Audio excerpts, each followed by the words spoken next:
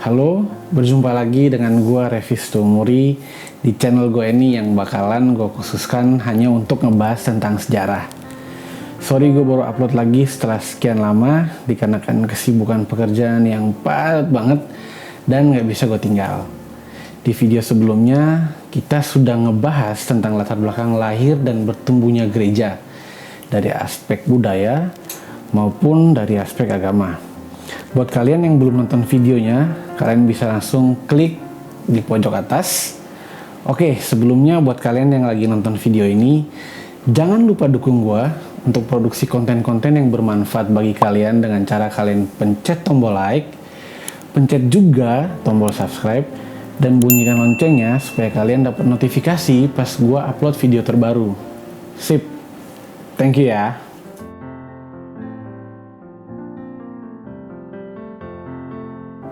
Sebuah fakta yang jelas di sini adalah kita memasuki sebuah lapangan sejarah gereja yang luas, di mana gereja memulai sejarahnya waktu jemaat pertama kali berkumpul hampir 2000 tahun yang lalu. Dalam mempelajarinya, seakan-akan kita dibanjiri kekayaannya. Cara yang terbaik untuk mencari jalan dalam sejarah gereja adalah mencari garis-garis besar yang berjalan dalam semua kenyataan yang ada.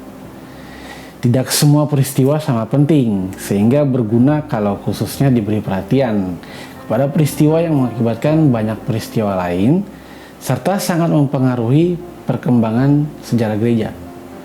Tidak semua tokoh merubah perjalanan sejarah gereja, sehingga sebaiknya pertama-tama dipandang mereka yang mempengaruhi ajaran dan sejarah gereja.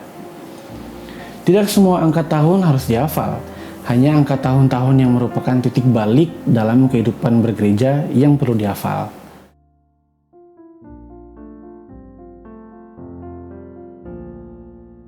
Dalam perkembangannya, manusia membagi waktu dalam tahun, bulan, minggu, hari, jam, dan seterusnya. Dari pemikiran ini, muncullah penanggalan atau kalender tahunan sebagaimana diketahui manusia sampai hari ini. Berkaitan dengan hal ini, mereka memperkembangkan tarik-tarik. Setiap tarik menetapkan titik tertentu dalam waktunya. Pada umumnya, salah satu peristiwa yang penting dan menghubungkan peristiwa-peristiwa lain dengan titik ini. Terdapat berbagai macam tarik. Dari Perjanjian Lama, kita kenal perhitungan tahun menurut tahun pemerintahan salah seorang raja. Sehingga kronologi ditetapkan oleh urutan raja-raja Israel. Kita bisa lihat dalam Yeremia pasal 6 ayat 1. Di Roma, tahun-tahun dihitung dari tahun didirikannya kota Roma atau Ab Urbe Condita, sejak kota didirikan. Tarik yang dipakai oleh umat Islam bertolak dari hijrahnya Muhammad dari Mekah ke Madinah. Kebiasaan dalam lingkungan orang Kristen untuk menghitung peristiwa-peristiwa sejak kelahiran Yesus muncul pada tahun 525 Masehi. Ketika ditetapkan kembali pembagian waktu dan tahun terjadinya beberapa kejadian penting sejak Tuhan kita Yesus Kristus menjadi manusia. Demikianlah lahir tarik Masehi, sehingga sekarang menghitung tahun sesudah lahirnya Kristus. Disebut tarik Masehi dalam bahasa Latin, Inggris AD atau Anno Domini atau tahun Tuhan kita. Atau sebelumnya, sebelum Masehi SM, Inggris Before Christ atau sebelum Masehi. Dalam pembagian periode ini harus memiliki dua syarat. Syarat yang pertama, setiap periode harus dibatasi dari periode lain dengan tahun atau peristiwa tertentu. Yang kedua, setiap periode harus mempunyai corak tersendiri yang membedakan periode ini dengan periode-periode yang lain. Oleh sebab itu, perlu ditentukan peristiwa-peristiwa yang memuliakan perkembangan-perkembangan baru serta merubah jalannya sejarah. Pembagian waktu dalam periode-periode biasanya mulai dengan pembagian kasar dalam periode-periode panjang atau beberapa abad.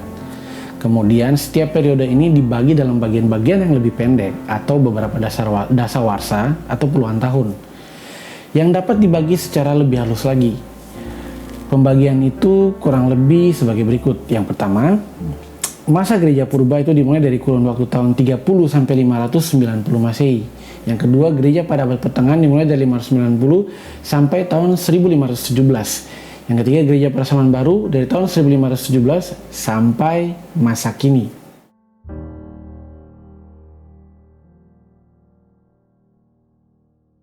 Aku akan mendirikan jemaatku, kata Yesus, dan alam maut tidak akan menguasainya. Matius 16 ayat 18. Iya benar, Yesus memulai gerejanya dan bagaimanapun gerejanya itu telah bertahan melalui beberapa dan rangkaian proses di bumi ini dan masih ada sampai saat ini.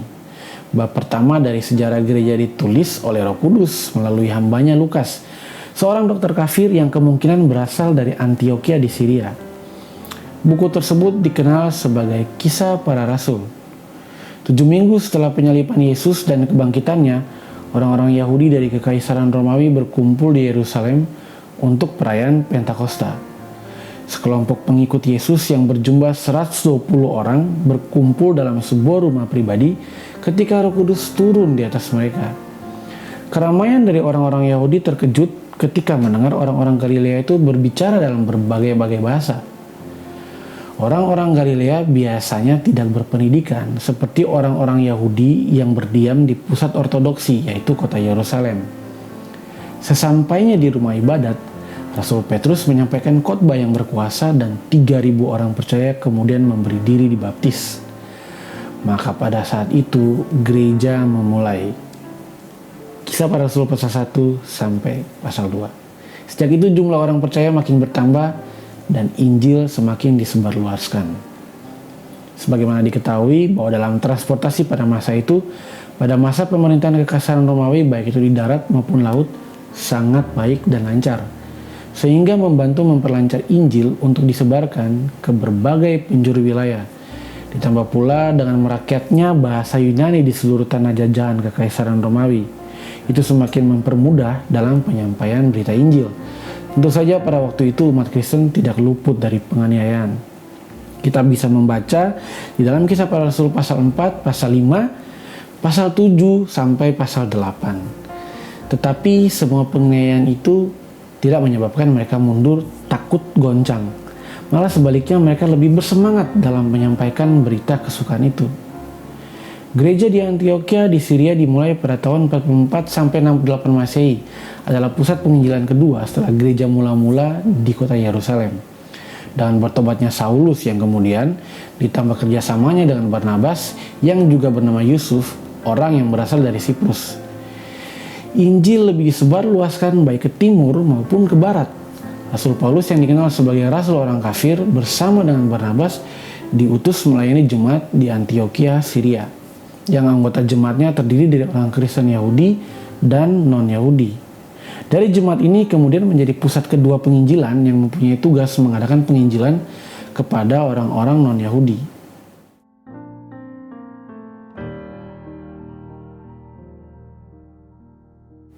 Setelah melayani kurang lebih 1 tahun di Antioquia, Syria pada tahun 43 sampai 44 Masehi, lalu diutus dalam Kisah Para Rasul 13 ayat 2 sampai 3. Dengan demikian, dimulailah perjalanan pertama penginjilan Rasul Paulus. Dalam perjalanan ini, mereka memulainya dari kota kelahiran Barnabas, yaitu Siprus. Kemudian dilanjutkan ke beberapa tempat, diantaranya Antioquia di Pisida, Iconium, Listra, dan Derbe. Meskipun tugas mereka menginjili orang-orang non-Yahudi, tetapi bukan berarti orang-orang Yahudi diabaikan begitu saja. Sebab itu setiap ada kesempatan mereka juga menginjili orang-orang Yahudi yang ada di setiap kota. Orang Yahudi yang menolak menjadi musuh yang menentang, mempersulit dan membawa penderitaan bagi mereka.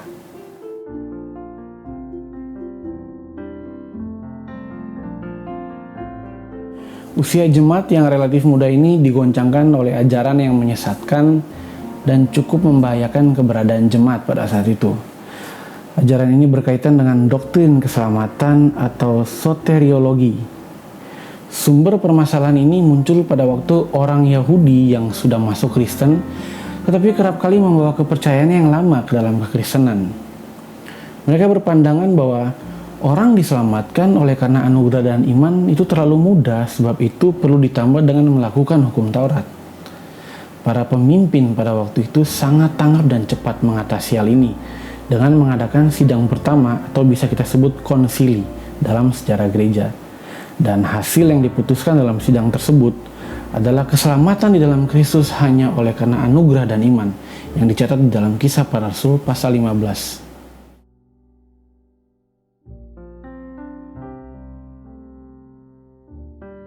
Usainya pertemuan di Yerusalem, Rasul Paulus melanjutkan perjalanan penginjilannya yang kedua kalinya.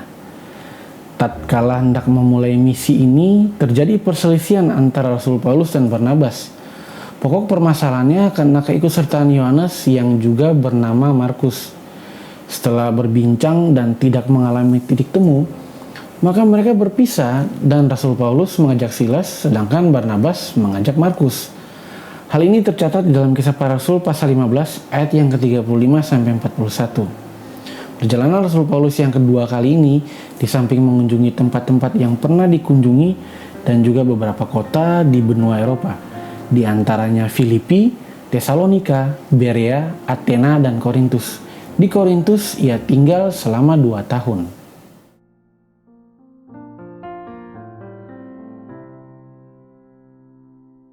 Setelah tinggal beberapa hari di Antiokhia, Syria, Rasul Paulus melanjutkan perjalanan penginjilan yang ketiga kalinya. Tercatat dalam Kisah Para Rasul pasal 18 ayat 23 sampai pasal 21 ayat 41. Pada perjalanan kali ini, Rasul Paulus sempat berkunjung ke Galatia, Frigia, dan Efesus.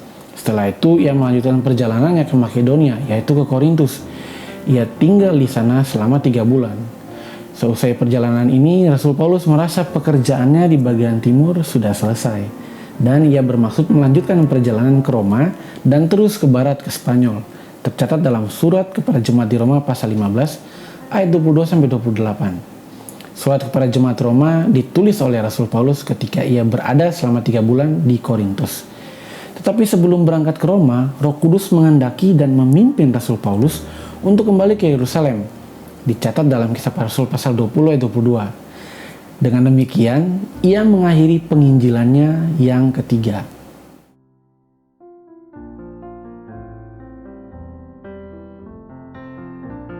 Tidak berapa lama di Yerusalem, ia ditangkap dan sempat dipenjara selama 2 tahun di Kaisarea. Dan kemudian dibawa ke Roma dan sempat mendekam di penjara selama 2 tahun di sana. Selama di penjara ini, ia sempat menulis surat kiriman kepada jemaat di Efesus, Kolose, Filemon, dan Filipi. Akhir dari cerita di Kisah Para Rasul, tidak disebutkan nasib Rasul Paulus yang berada di dalam penjara. Tetapi dari beberapa bukti, dapat kita ketahui bahwa Paulus setelah menjalani tahanan selama 2 tahun, ia kemudian dilepaskan. Pada tanggal 18 Juli tahun 64, terjadi kebakaran besar di beberapa kota di Roma. Api yang terus menyala selama 6 hari baru bisa dipadamkan. Kebakaran ini memusnahkan 10 dari 14 kota di Roma. Sebenarnya tuduhan kebakaran ini dialamatkan kepada Kaisar Nero.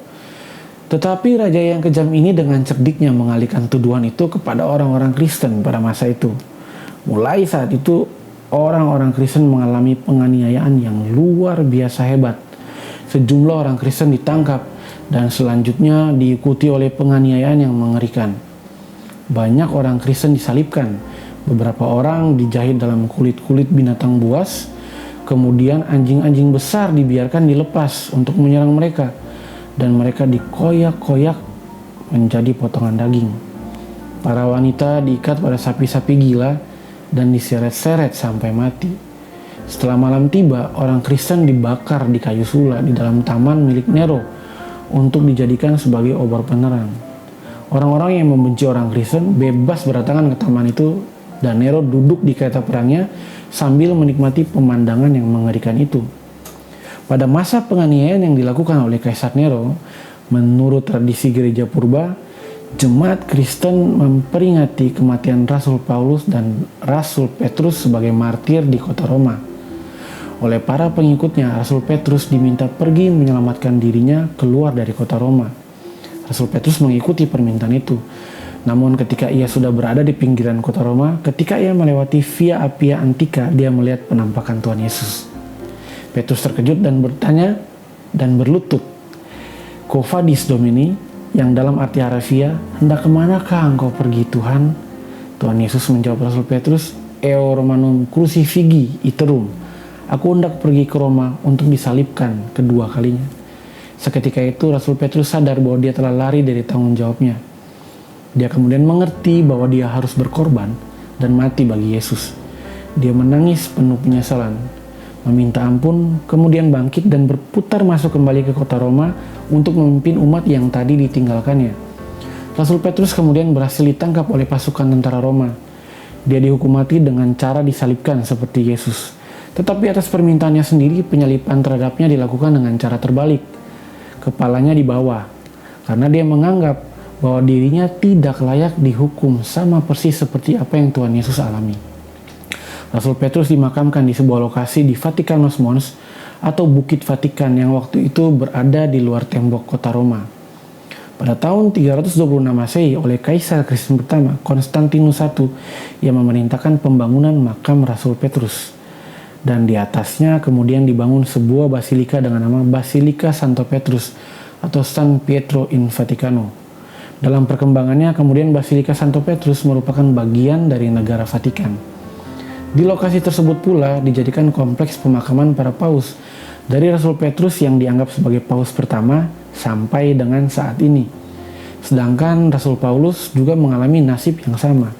Sebelum Rasul Petrus, dia terlebih dahulu ditangkap dan dihukum mati tentara Roma dengan cara dipenggal kepalanya di Tre Fontane Abbey, tidak jauh dari lokasi Bukit Vatikan.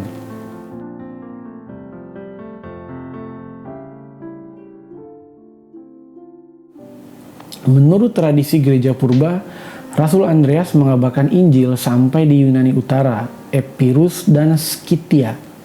Ia sangat dihormati oleh orang Rusia dan Skotlandia. Mati syahid sekitar 70 di Patras, Yunani. Rasul Filipus mengabarkan Injil di Frigia, wilayah Asia Kecil, dan juga mati syahid di sana. Rasul Bartolomeus atau Nathanael mengabarkan Injil ke Ethiopia, India, Persia, dan Armenia. Dan di Armenia ini ia mati syahid bagi Kristus dengan cara dikuliti kemudian dipancung. Rasul Thomas menurut tradisi gereja purba mengabarkan Injil dari Laut Kaspia sampai ke Teluk Persia dan akhirnya tiba di India dan mati syahid di Madras. Rasul Yakobus anak Alfeus mengabarkan Injil di Mesir dan menurut cerita Markus yang disebut Yohanes, ia mendirikan gereja di kota Alexandria. Orang-orang Yahudi dan Roma tidak bisa saling bertoleransi dan pada tahun 66 Masehi meledaklah pemberontakan bangsa Yahudi. Pasukan Roma memukul balik dengan mengepung kota Yerusalem dan pada tahun 70 Masehi dengan dipimpin Jenderal Titus, kota Yerusalem berhasil dikepung. Tentara Roma merobohkan tembok-tembok kota suci itu dan menghancurkan bait sucinya yang dalam bahasa Ibrani disebut Bet Hamikdash. Hampir semua penduduk kota dibunuh dan tercerai-berai. Kebanyakan orang-orang Kristen telah melarikan diri. Hal ini kemudian dipandang sebagai pengkhianatan oleh orang-orang Yahudi. Dan semenjak itu juga terjadilah perpecahan antara kekristenan dan Judaisme. Bahan-bahan informasi sejarah gereja setelah tahun 70 sampai tahun 100 Masehi itu sangat minim sekali. Salah satu faktornya dikarenakan tercerai-berainya jemaat gereja purba setelah penghancuran kota Yerusalem oleh Jenderal Titus. Meskipun banyak hambatan yang dihadapi gereja, tetapi pada umumnya pekerjaan pemberitaan Injil sangatlah berkembang dengan pesat. Tentunya di atas darah para martir yang tertumpah demi penyebaran berita Injil.